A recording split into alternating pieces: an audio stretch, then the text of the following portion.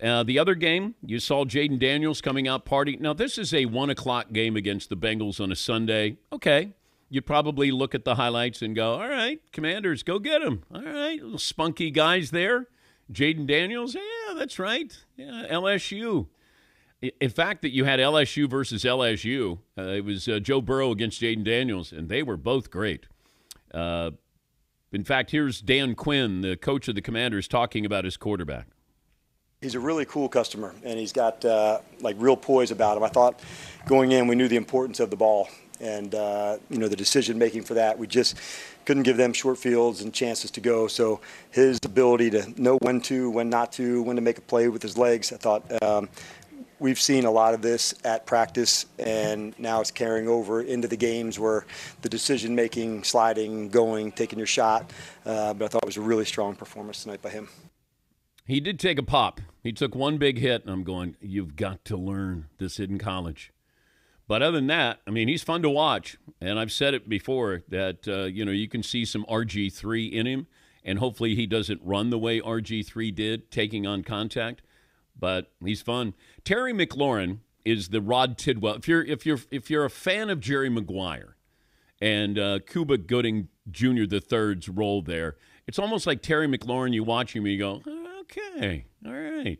You don't talk about him. He's a third-round draft pick out of Ohio State, but he was more of a kick returner, I think, in college. And then he's a guy that if you watch their games, you'll go, okay, he's pretty good.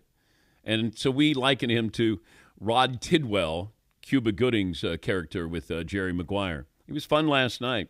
But this is where you look at the Bengals at the Panthers, the new and improved Panthers with the former Bengal Andy Dalton quarterbacking them. Then you got the Ravens. Then you got at the Giants. The new and improved Giants. But the Bengals, I don't get this, hey, they normally get off to a slow start. If I'm a Bengal fan, yeah, okay, we know we do. How about we fix this? It's not like, yeah, that's just what happens when you're a Bengal fan. We get off to a slow start. That's not the excuse that I want. Here's Joe Burrow after the loss last night. They played great on offense today. Jayden played unbelievable. We had our opportunities and didn't cash in on them. So that's been the common denominator from the first 3 weeks. We've had opportunities and didn't cash in on those. So whatever we got to do to get better this week so we can come back on Sunday and execute in the spots and get better in the spots that we need to is what we're going to do. They have lost their swag. They have lost their swag big time. So they're at the Panthers, Ravens, and at the Giants. As for the Commanders, they're at the Cardinals, they got the Browns, and at the Ravens. Also, the Bengals have given up receiving touchdowns to offensive linemen in consecutive games. That is random. It is random. So I was curious, how many teams have given up touchdowns to offensive linemen in NFL history in back-to-back games? It's happened 5 times. Since 1943. Okay.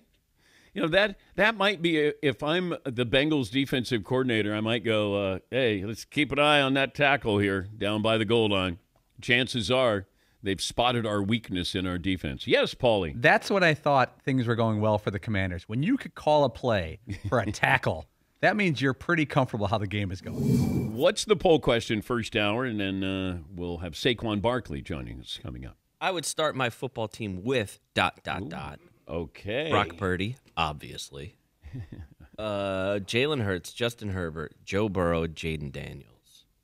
Yes, Paul. So this poll question is to gauge the reaction/overreaction to Jayden Daniels' monstrous game this morning.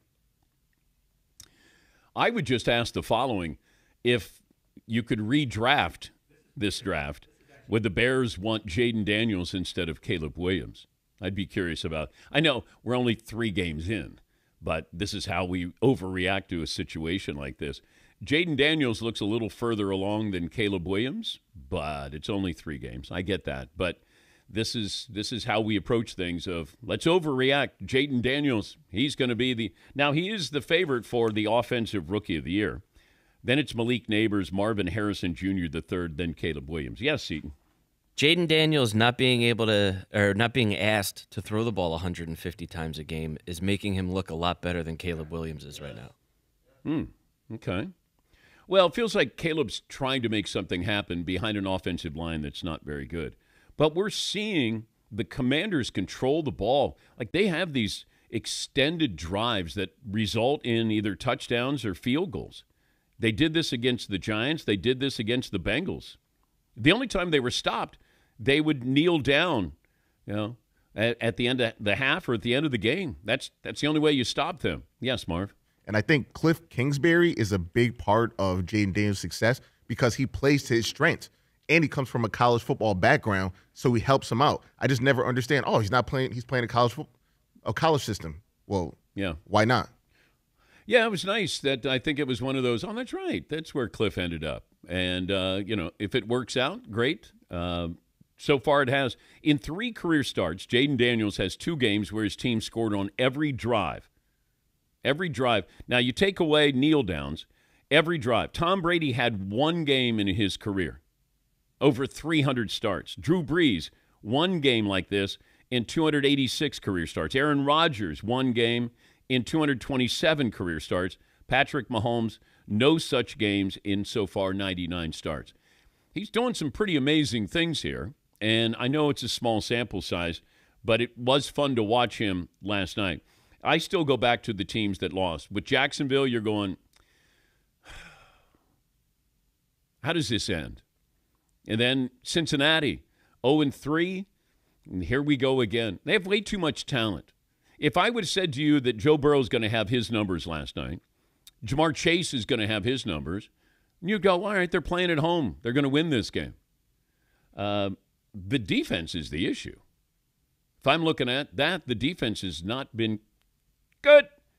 And I think that's where now you put even more pressure on the offense. Yes, Paulie. You could probably make the case that in the past decade, I don't know if the Commanders have had a better night. National TV, you kicked your old owner that was just a mess.